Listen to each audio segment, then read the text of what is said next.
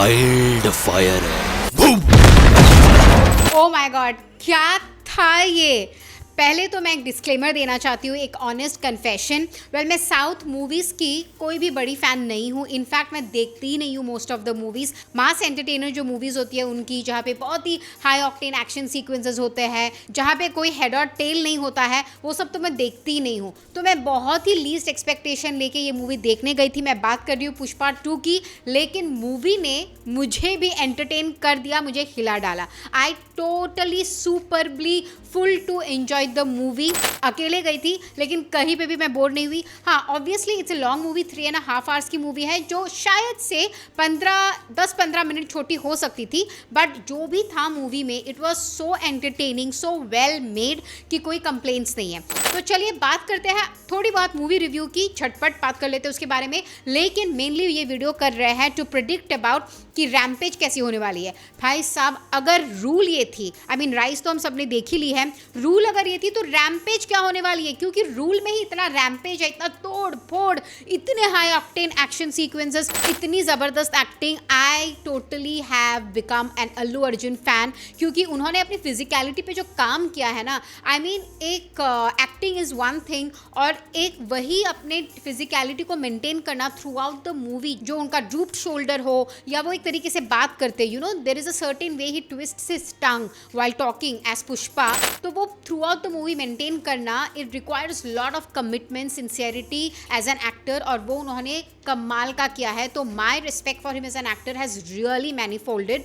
And I think अगर acting की बात करें तो वो तो ज़बरदस्त है ही, और मैक्सिमम रिव्यूज़ में आप सुन ही चुके हो कि it is a very fine nice blend of drama, romance, action, emotion, family values, and it also sets a very beautiful message of putting family over money, also putting your own people who works for you, you know your professional colleagues before money, क्योंकि everything is about sincerity, about ideologies. तो ऐसा दिखाया जा रहा है, even though he is a smuggler but his basic rules are very rooted. He's very much a family person and he's also very sharp, very intelligent, क्योंकि वो इतने बड़े बड़े डील्स करते हैं ना कि सुन के ऐसा लगता है वाओ यार, इस बंदे में इतना दिमाग है, जबकि वो बस कुली था एक, राइट। इस फिल्म में बहुत सारे लूप होल्स छोड़ दिए हैं सो दैट रैम्पेज अच्छे से कंटिन्यू हो। जैसे कि पुष्पा 1 जहाँ पे एंड हुआ था, ये उसी से शुरू होती है, तो पुष्पा 2 में बहुत सारे ऐसे कड़ी है जो खुला छोड़ दिया है so that they can continue in the rampage. एक कड़ी मुझे ये लग रही है, विदाउट गिविंग एनी स्पॉइलर, कि शेखावत की स्टोरी आगे बढ़ने वाली है। समथिंग हैपन्स टू शेखावत, वो फाइनली हार जाते हैं इसमें, लेकिन ऐसा दिखता है कि वो मर चुके हैं, लेकिन आई थिंक सो वो नहीं मरते हैं, क्योंकि जो हाथ दिखता है ना, जो बॉम्ब ब्लास्ट वाला बटन दबाता है, वो जला हुआ हाथ होता है। So I think that person is Shekhawat, that is Fafa. Well, एक कंप्लेन है मेकर से कि फाफा का रोल और भी ज़्यादा देखना था, क्योंकि उन्होंने इतनी मस्त एक्टिंग किया। I loved him. I mean Allu Arjun के साथ अगर कोई अच्छे से टक्कर देने वाला था तो वो फाफा ही था। उनके अलावा I can't imagine of anybody else. दूसरे एक्टर्स ने भी काफ़ी अच्छा काम किया। Anyway, back to the story. और एक है प्रताप रेड्डी वाला एक सीक्वेंस, क्योंकि उनके 2 खास आदमी को अल्लू अर्जुन ने मार दिया है इन द मूवी, तो आई थिंक उससे भी ये स्टोरी आगे बढ़ने वाली है। And then the last bomb blast, जहाँ पे अल्लू अर्जुन की पूरी फैमिली होती है, बिकॉज उनको फाइनली अपनी फैमिली एक्सेप्ट कर लेती है, उनको अपना नाम दे देती है, which he yearns for years, you know, जिसके वजह से वो रोते भी है, इतने टफ एंड टफ इंसान।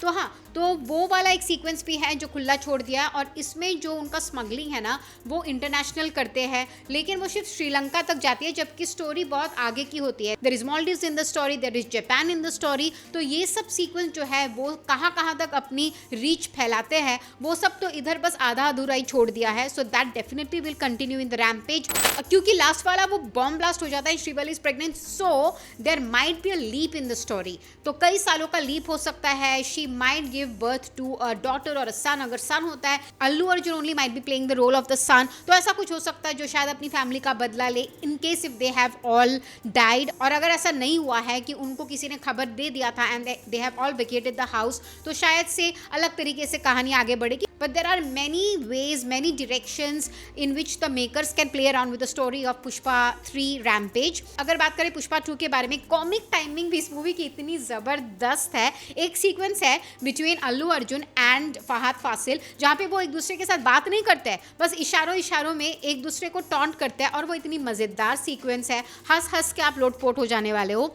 एंड देन जो गाने हैं ना, मतलब जब मैंने देखे थे specially the feeling song and the kissing song मुझे उतने अच्छे नहीं लगे थे, लेकिन मूवी में इतने करेक्ट टाइम पे ये गाने प्लेस किए गए हैं ना कि you will actually enjoy when you watch them in the theatre. और अगर बात करें about the folklore part of the movie, I totally love. जहाँ पे फोकलोर होता है that is like one of my most intriguing subject. तो मैं बहुत ही ज़्यादा फैसिनेटेड हो जाती हूँ, मैं बहुत ही ड्रॉन टूवर्ड्स हो जाती हूँ. तो इसमें ना एक डेटी है बहुत ही फियर्स गॉडेस गंगम्मा थल्ली, जिनका एक यात्रा होता है in the month of May, और वो यात्रा का ही सीक्वेंस हमको मूवी में भी देखने को मिलता है वेयर अल्लू अर्जुन डॉन्स अ साड़ी और वो देवी के अवतार जैसे लगते हैं. वेल इसके पीछे एक कहानी है. That is a legit custom that is followed by certain Telugu speaking regions and Telugu speaking communities, और कल्चर भी दिखाया गया है बहुत अच्छी तरीके से मूवी में. तो इसमें जो ये डेटी है ना, she is actually considered to be the sister of lord Venkateshwara, जो कि तिरुपति के भगवान है. I mean he looks after whole of Tirupati, और ये स्टोरी भी तिरुपति में ही बेस्ड है.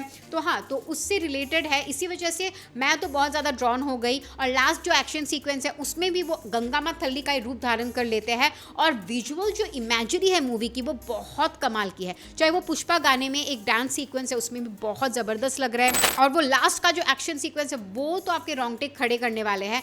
आई मीन जिस तरीके से वो एक महिषासुर मर्दिनी वाला वाइब आता है ना, जो कैमरा एंगल है, सिनेमेटोग्राफी है, वो इतनी बढ़िया है कि it will just give you goose bumps. उनमें ना आप देव नहीं देखते हो, आप उनमें देवी देखते हो. It is almost like that Ardhanarishvara concept. वो त्रिशूल भी यूज़ करते हैं, और लास्ट में एक इमेजरी आता है where you see lord Vishnu snake also behind. तो यू नो मतलब वो कहीं ना कहीं ही is like this mix of all deity, और वो इतने रैम्पेज मोड में चले जाते हैं ना in the last action sequence कि उनके सामने जो भी आ रहा है उनको काटते जा रहे हैं लाइक अनकंट्रोलेबल. तो वो बहुत स्ट्राइकिंग लग रहा था. वेल ये थे मेरे कुछ predictions about Pushpa 3 rampage and my movie review for Pushpa 2. अगर आपने नहीं देखी please go watch it in the theatre for all the right reasons and you will not be bored. आपको थोड़ा सा भी अफसोस नहीं होगा, and you will come out as an Allu Arjun fan even if you don't enter the hall as his fan. तो या that was all about today's movie review. Keep buzzing around Bazooka Reviews for all your latest information on film, fashion and entertainment. This is me, Ishita, signing off till then.